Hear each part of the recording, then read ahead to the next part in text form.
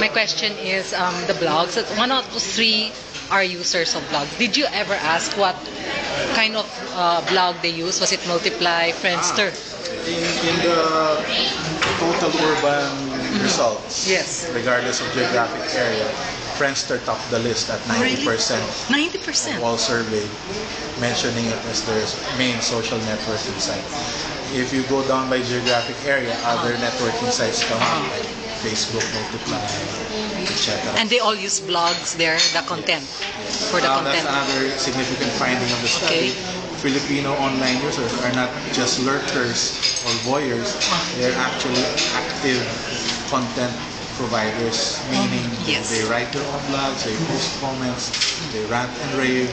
So we're a very active online population. So these are things that are being uncovered by the study. That's 32% actually writes personal blogs. So 90% of that is Friendster.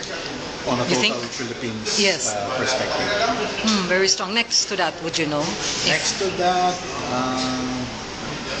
Yahoo Groups and all other. Yahoo. Did you have any further questions about blogs, whether they use it on a daily basis or?